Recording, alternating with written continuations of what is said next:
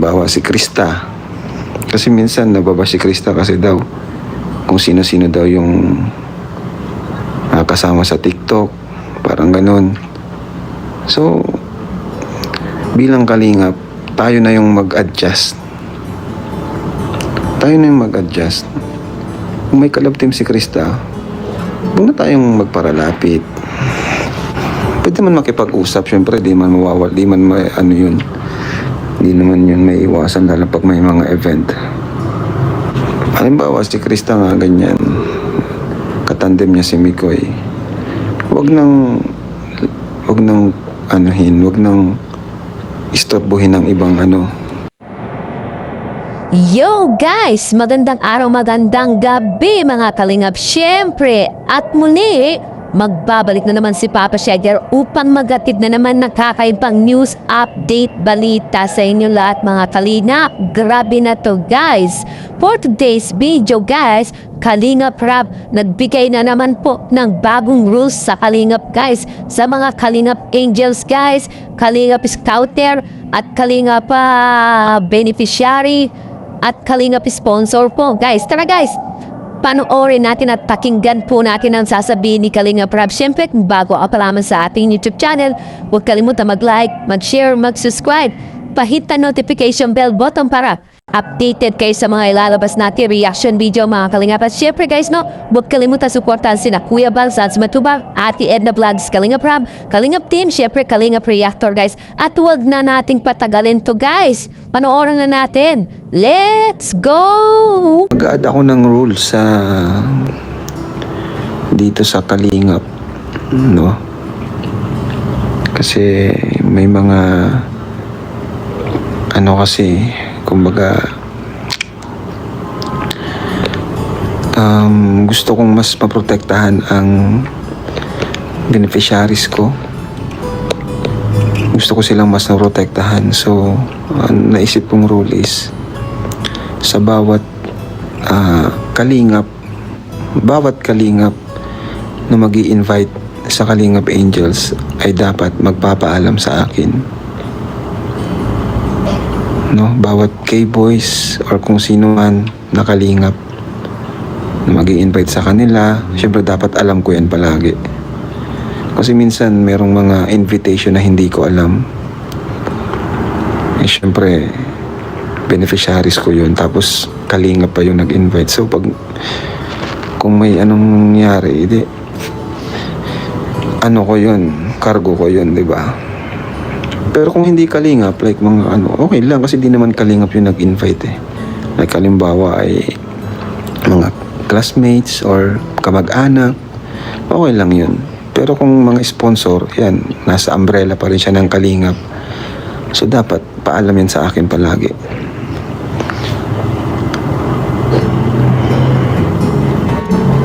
So yun po yung naisip ko na karagdagang rules. So ayan po, yung mga nag-i-invite po sa mga beneficiaries, mga Kalingap Angels, kailangan hong ipaalam po kay Kalingap Rab. So sa mga nangyayari po kasi may mga pagkakataon na parang nagugulat po si Kalingap Rab.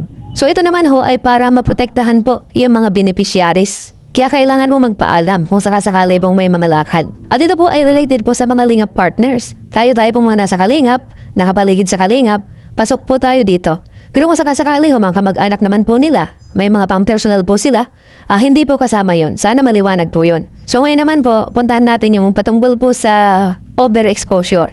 So ito po yung mga binanggit po ni Kalingap Rab. Yan, si exposure masyado kay Doc Lab. Nandito rin nata si Doc Lab sa Manila. Ewan ko lang kung nakauwi na. Dapat nga, dapat walang ibang, tawag dyan. Ang pwede lang mag-message sa, kung may collab team yung beneficiary ko, ang pwede lang mag-direct message sa kanya, dapat yung collab team niya lang. Hindi ibang K-boys or kung sino man. Para tahimik yung buhay. Parang ganun. Kumbaga, trabaho lang tayo. Doon lang tayo sa trabaho. Focus tayo sa trabaho, hindi yung mga kung ano-ano man gimmick or ano. Kumbaga yung beneficiary natin, alagaan natin. Beneficiary sila. So, hanggang dun, ano lang, kumbaga, pwede tayo makipagkaibigan, pero yung trabaho natin as kalingap, hindi pwedeng mawala yun. Beneficiary natin sila. Hindi natin sila pwedeng isama sa mga gimmick or anumang ano. Nagagets niyo po ba? So dito po ay nabanggit yung mga pag-message. So ano, kumbaga dito binibigyan po ng karapatan yung mga kapartner. Halimbawa may ka-love team. Halimbawa si Beyonce, si Papa Eds. Si Carla, si Papa Jones. Si Joy, kung sakasali matutuloy yung Fran Joy, di si Fran. So ano ibig sabihin po dito ni Kalinga Prab, mahawain po natin? Sila ho ay okay lang na makipag-usap doon sa mga kapartner nila. Pero kung sino-sino po sa nakapaligid po dyan, hindi po pwede, mga kawayan po natin. Ano ho kaya ang dahilan? Alam niyo po kasi paminsan-minsan, nadalaman ni Kalinga Prab na lang, nababas na yung mga ilan sa mga angels. Di ba, lumalabas sila, kung saan nagpupunta, ano mga ginagawa. Walang kaalam-alam si Kalinga Prab. Tapos nababas na sila, at saka makakarating kay Kalinga Prab. So yun po ang gusto po maiwasan po ni Kalinga Prab, na mabash po yung kanyang mga beneficiaries, mga kawayan po natin. So sana ko nagkakaintindihan po tayo dito, no? Although ako po yung napapaisip ng konti. Kasi nga po, si Kalinga Prab po ay nasa Maynila. Tapos si Eds naman po, nandun din. So parang iniisip ko rin po ng konti, hindi kaya nag-usap din yung dalawa. Kung baga pinag-aaralan nila yung sitwasyon, baka medyo may mga bagay-bagay na dapat i-implement o kaya baguhin. Kasi baka nahihiya lang ho pagsabihin yung mga dapat pagsabihin at wala naman pong ibang dapat magsabi niyan, kundi si Kalinga Prab. Kaya siguro nabanggit po yan, mga kabayan po natin. So ngayon naman pupunta naman po natin yung patungkol naman po sa mga scouters. Ito yon. About naman dyan sa scouter, actually, malaki naman talaga na itulong ng mga scouter natin. Diba? Pero, natulungan din naman sila. Parang ganun. Kumbaga, win-win situation. Kalinga Prab, sana pati sa live huwag pakita at isama. Pwede, ano lang, basta may permission ko, pwede. Sabi ko nga, pag may mga lakad, ano lang, paalam lang, courtesy. Halimbawa, si Beyonce nga, no? Dapat si Edo lang yung ano niya yung pwede ano sa kanya, mag-message. Si Edo lang yung ano niya. Yan ay sa loob ng kalingap lang po. Huwag niyo pong isipin na di na pala pwede si Beyonce makipagkaibigan. Ibig kong sabihin, sa kalingap lang. Halimbawa, si Edo, si Ryan, yan, bawal niyang ibig kong sabihin, halimbawa, si Beyonce po. كيلدر له بداية. Di po, siyempre, kalab team ni Eds. Hindi siya pwedeng i-chat ni Ryan, hindi siya pwedeng i-chat ni Norman. Yun po yung ibig kong sabihin. Kasi under siya ng kalingap. Kumbaga, hindi mo naman na trabaho na kausapin yun unless may inutos ako. Halimbawa, si Krista. Kasi minsan nababa si Krista kasi daw kung sino-sino daw yung kasama sa TikTok. Parang ganun. So, bilang kalingap, tayo na yung mag-adjust. Tayo na yung mag-adjust. Kung may kalab team si Krista, huwag na tayong magparalapit. Pwede man makipag-usap, syempre, di man mawawal, di man ano yun. Di naman yun may iwasan, lalo pag may mga event. Halimbawa, si Krista nga ganyan, katandem niya si Mikoy. Huwag nang anuhin, huwag nang istorbohin ng ibang ng ibang kalingap na diba, respeto sa kalab. Yun, sabi nga ni Arjun, respeto sa kalab team, boy. So yun po, mga kabayan po natin. So ganun din. Yung pakikipag-chat ho, ang may karapatan ho ay yung mga kapartner lang. Yung ilan po sa mga kaibigan nila, nasa K-Boys man yan or wala, nakapaligid po dyan, hindi ho po pwedeng makipag-chat. Yung halimbawa nga pong nabanggit ay si Ryan. Hindi siya po pwedeng makipag-chat po kung kanino man dyan.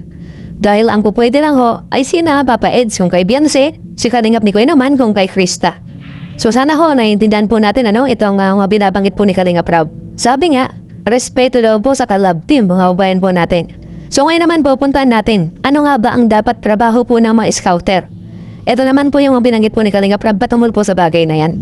Ganito ang mga binabanggit po ni Kalinga Prab. Sabi nga, respeto daw po sa kalab team, mga kabayan po natin. So ngayon naman po, puntahan natin, ano nga ba ang dapat trabaho po ng mga scouter? Ito naman po yung mga binanggit po ni Kalinga Prab, patungkol po sa bagay na yan. Ganito, ang scouter po, trabaho nila yung mag-scout. Yung maka-scout sila na natulungan ko, yun pa lang, talagang ano na yun kumbaga sobrang thankful na tayo dun, ipagpapasalamat mo na yun kasi hindi na ikaw yung magpapabahay, hindi na ikaw yung magpapaaral, kumbaga naipasa mo na. So ano, yung mga ano, yung pagpasa pa lang sa akin ng mga ng mga beneficiary, ano na yun, yun na yung kapalit ng pag-scout mo kasi unang-una pinasok mo naman talaga ang Kalinga para tumulong, para makapag-scout. So hindi mo pwedeng gawin na ikaw yung scouter, sobra na yung laki na ng karapatan mo sa taong na-scout mo. Kasi unang-una, naging kalingap ka para mag-scout. Para talagang kumbaga yun yung pinasok mo yun para talaga dun. Yung times na naipasa nila sa akin, kagaya ni Supermark, di ba? Yung naipasa nila sa akin yung kanilang mga scout.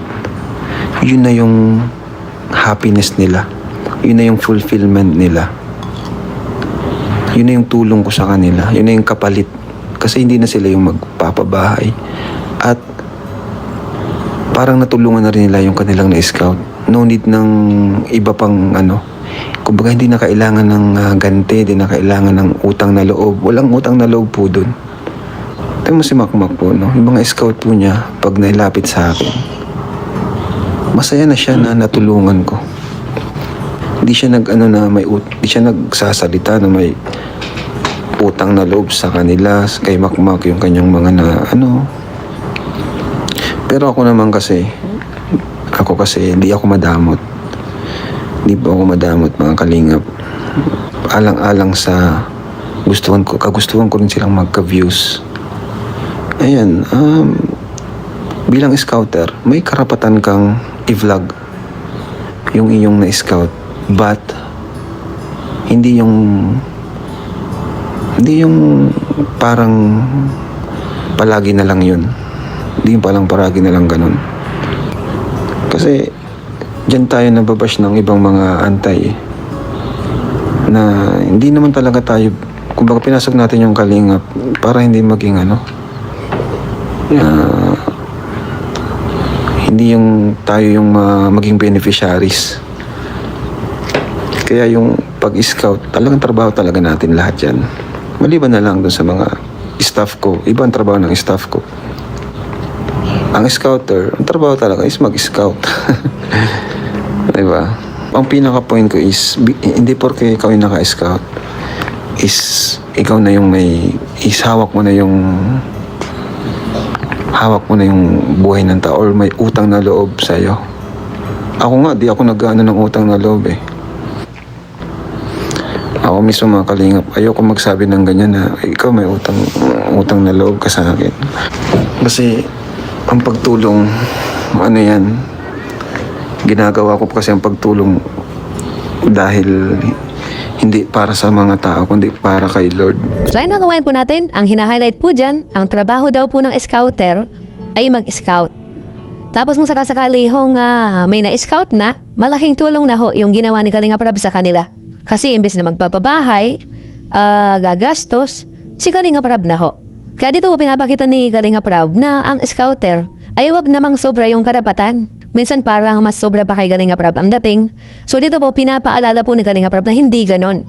Kasi may mga bagay-bagay po na ang scouter ay nakinabang naman na. Bagamat ang scouter daw po ay hindi naman beneficiary, bayan po natin.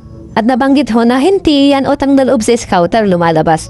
O nga naman, Kasi kung sakasakali po na may scouter, tapos kung hindi naman po yan na-vlog ho ng medyo may kakayanan, o kaya kayang magpa-viral, parang wala rin po mga kabayan po natin. Hindi naman po natin sinasabi na baliwalain po natin yung scouter. Hindi po sa ganun.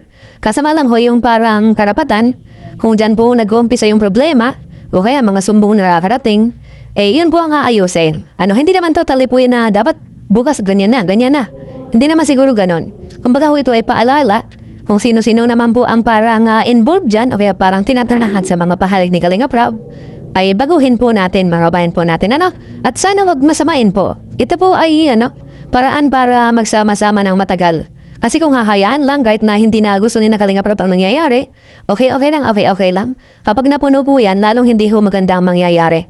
Kaya habang maaga pa, paalalahanan, para iayos po. Mga bayan po natin? Alam niyo po kung bakit? Kapag ho kasi overexposed po ang mga beneficiaries na yan, nagkakaroon po ng maraming buzzers.